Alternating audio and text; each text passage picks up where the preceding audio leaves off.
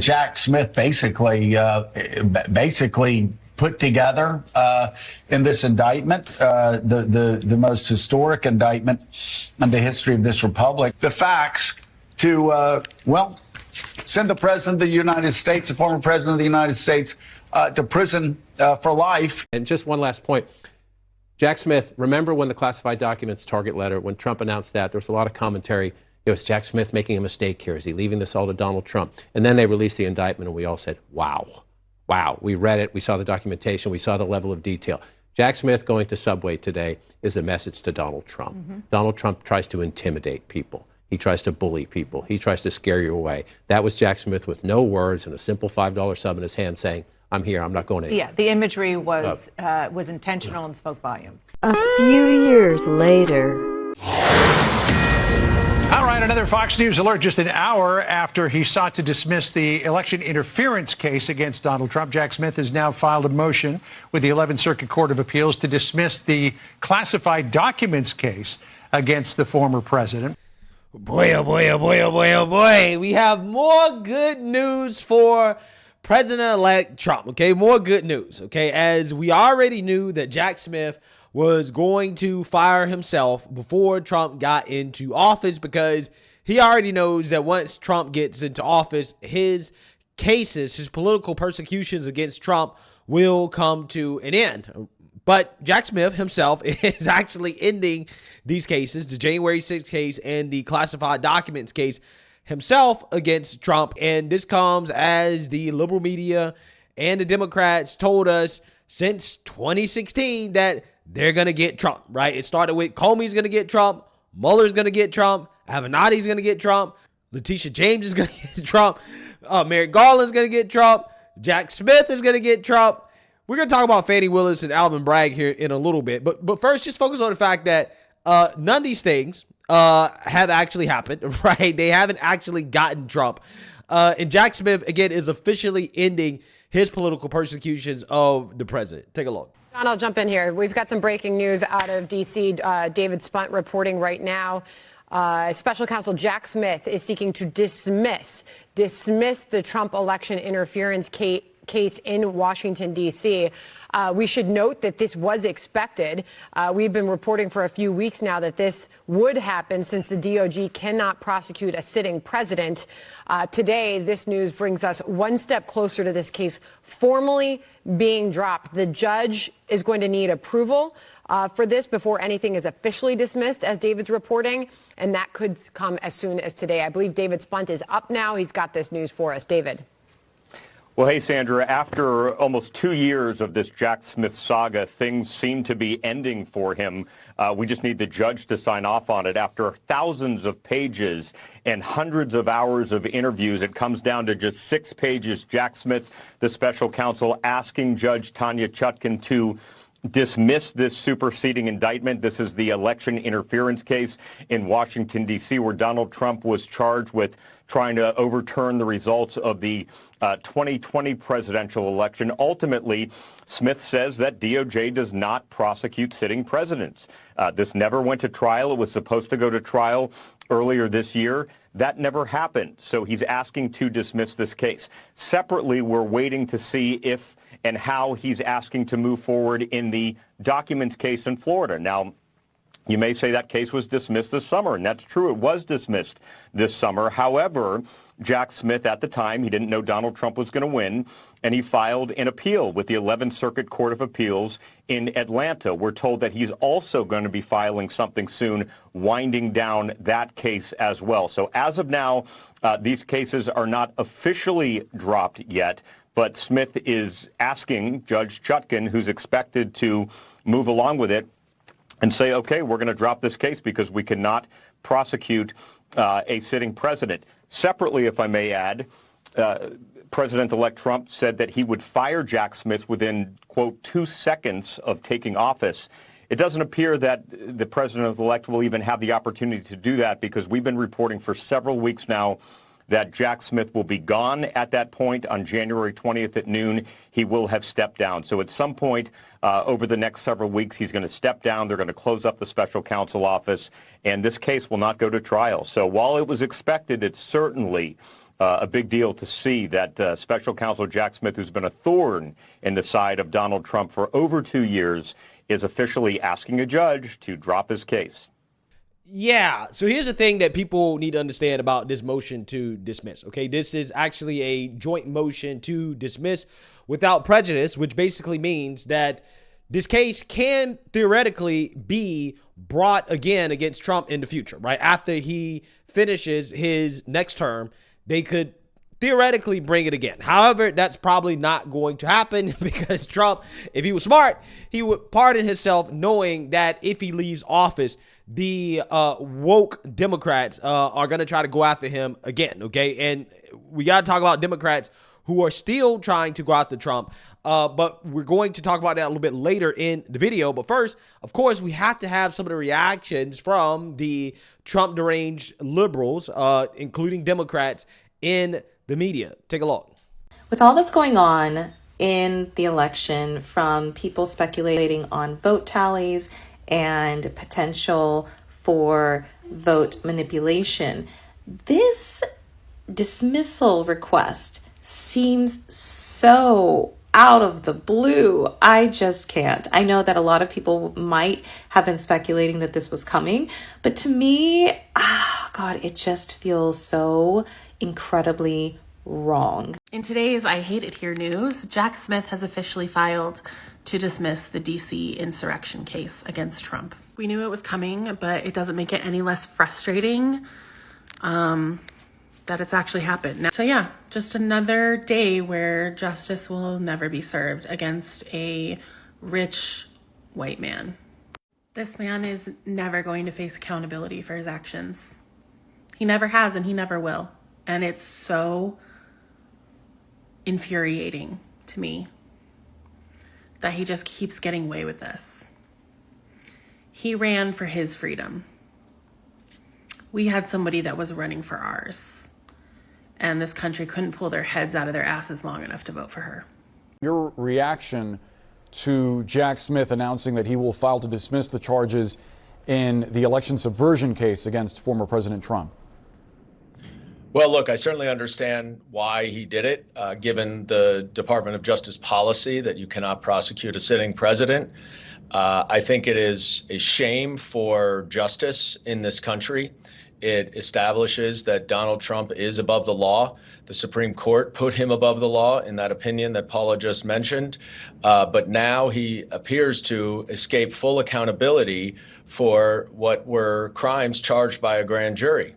And I would just add one other thing that we ought to pay close attention to. We cannot normalize the fact that Donald Trump, as the president-elect, should not be held accountable for crimes that he committed before. If he were to have fired the special counsel, that would be a gross abdication of the independence of the Department of Justice.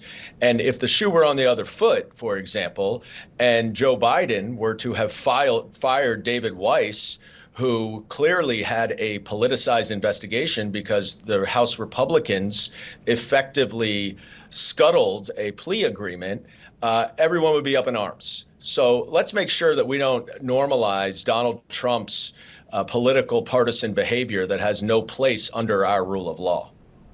Congressman, you know that the American people were well aware of the charges that Donald Trump was facing in this case and several others. What do you make of the argument that they essentially served as a jury, and by re-electing him and now making him president-elect, they have weighed in on these matters? I don't give any credence to that argument. I think what was very clear is that people voted for Donald Trump because they thought that he was going to improve the lives of the middle class, and perhaps in addition that he would secure the border. They did not vote for him to dismantle our democracy, to attack the Constitution, to politicize all of our agencies, and certainly not as a referendum on his criminal cases. Those cases should have been played out in a court of law. I believe the Attorney General should have started the investigation a lot earlier. I believe the Supreme Court should have moved much quicker in its opinion. And Donald Trump should not have been able to run out the clock on these charges. But I certainly don't think anything that came from the election was a reflection of support for Donald Trump getting rid of these cases, largely because the American people, as you and I as well, we don't know what the actual evidence is. Yeah, so you seen that, you heard that. Clearly, liberals are upset. Democrats are salty about Trump once again, getting away as the walls were allegedly closing in. Now, according to Dan Goldman in his argument, Joe Biden should have been charged for his classified document scandal, according to his logic for why Trump, as sitting president, should still be charged and tried for his issues, because Robert Hur found that, hey, yeah, Joe Biden knowingly and willingly took classified documents and shared the classified documents with the intent of making money off of that classified information. Okay, we know that Joe Biden used the information in these classified documents that he knowingly took to give information to his ghostwriter to write a book, okay, that he received about $7 to $8 million for. Now, Robert Hur ultimately decided that, Joe Biden is too old and senile to actually stand trial, right? It would basically be elder abuse to make him go through all of that. But ultimately, it is the DOJ's policy not to charge a sitting president, right? And at the time, Joe Biden was sitting president. So that's why that went nowhere, right? His probe went nowhere. Okay. But again, according to Dan Goldman, that shouldn't matter for Trump, right? Trump, he doesn't get the same privileges, executive privileges that Joe Biden got. And again, I just found it fascinating how Democrats, they never hold themselves to the same standards that they want to hold other people to, right? It's particularly Trump, right? It's okay for the DOJ to go against their own policy to get Trump, but it's not okay for them to go against their own policy to get Joe Biden, right? Funny how that works, okay? But with that being said, those cases are essentially done, right? The federal cases are done. Now, when it comes to the state cases, this is what we really got to talk about, because this is where the desperation really comes in, right? As the sentencing for the bogus hush money conviction against Trump has been delayed indefinitely, okay? Because again, there are a lot of constitutional issues with the idea that the current president of the United States could potentially be put in some state prison, right? Like, yeah, that's something that they really don't want to get into, right? So they essentially delayed the sentencing indefinitely, right, in order to kind of figure things out. And Alvin Bragg is making the argument that, hey, you know what? I'm cool with the sentencing being delayed, because if they move forward with the sentencing, then they might just outright dismiss the case, right? So he's basically arguing, yes, let's delay the sentencing because I don't want the case to be dismissed. I'm willing to wait 4 years until Trump is out of office in order to try to throw him in jail. And even CNN's legal analyst, Eli Honig, is calling BS on this plot from Alvin Bragg. Take a look. The district attorney, Eli Honig, is with us, I should point out. We got the letter from the DA here. No surprise that they're not eager to let this go. And they point out in their letter that there's no law that currently establishes that a president's immunity comes with that it requires the dismissal of a post-trial criminal proceeding. In other words, there's nothing in the Supreme Court's ruling that gives a president immunity for being found guilty of something before he was president, let alone for acts that may not be deemed official. Suffice to say, this is complicated. Yeah, Boris, this is brand new territory. This is the crazy law school hypothetical come to life. We've never had a situation anything like this. But to your question, I see two major takeaways from this filing we just got from the DA. First of all, the DA is okay with adjourning this sentencing indefinitely, which means it will not happen before he takes office if the judge agrees. Kara makes a very important point. This is just the DA's position. Ultimately, it's up to the judge. But the second thing that really jumps out at me is the DA in this letter says what you just said, Boris, about immunity, that it doesn't necessarily cover post-trial proceedings. And so the DA floats the possibility in their letter. They say we want to look into various options, including possibly having his sentencing happen in 2029 when he's done his second term as president. To me, that is a preposterous suggestion just as a practical matter. You can't put off sentence 4+ years. I think Donald Trump would have a very strong argument when this day comes, when he's 82 years old and finishing up his second term, that's just too long to wait. But again, This is all unknown. This is all brand new. But I found that really interesting to see that the DA is actually floating the possibility of pushing sentencing till January 21st, I guess, of 2029.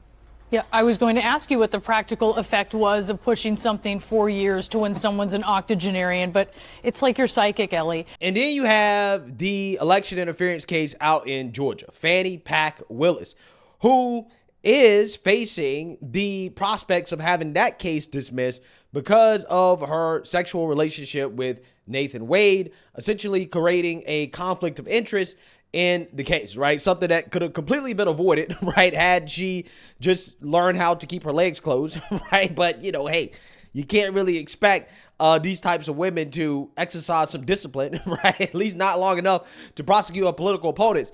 It was kind of hilarious that Democrats were depending on her to take down Trump, right? This is the whole, well, black women are going to save democracy thing, right? Turns out that didn't really work out when it came to depending on Fannie Willis, but she also, like Alvin Bragg, is indicating that she's willing to wait as well, too, okay, as she is facing the prospects of, again, having the whole case dismissed. But as of right now, the Georgia Appeals Court has that hearing to have the case dismissed put on hold, right? Because everybody realizes that, yeah, if this case actually goes to trial, that will create some real issues considering how Trump is the sitting president of the United States. But again, Fannie Willis says she's willing to wait it out against Trump. The other big Hallmark case, obviously, is still also ongoing, so tell me what you can about it. But, you know, with the re-election of now President-elect Donald Trump, he was also at the center of the election indictment. What do you do now? Because we've got this Supreme Court precedent now that says sitting presidents really can't be charged for some of the things that they did in office. With him now having the protection of the White House, how do you proceed as it relates to just his portion of this case? I'm not going to talk to you about a case. Let me talk to you about a young lawyer and a lawyer that's got a little age on her. When I became a lawyer, I believe that all the smartest people were the judges, right? That's who rose to the top. I've been a little disheartened as I've gone on to practice law. But what I can tell you about me as a district attorney, I didn't indict anyone who I did not believe committed a crime in any case. And all of our more serious felony cases were indicted because a grand jury decided that there was enough evidence there to indict them. And so it is our plan, if someone has an indictment in this office, no matter who they are, we continue to pursue those charges. I can't be responsible for what judges and what courts will do. That will be decisions that they make, but I hope we get to see a little courage in leaders. What about no matter how long it takes? Is that something that you think about too? I'm patient. That's what age teaches you, is patience. I've been patient in the way we do our work, and you know, I'm here for 8 more years is my plan. And so if that's what it takes for us to get justice in some cases, we come to work every day. We'll come to work and look for justice. Yeah. So again, imagine being so desperate to say that you put Trump in jail, that you're willing to wait 4 years to try again, right?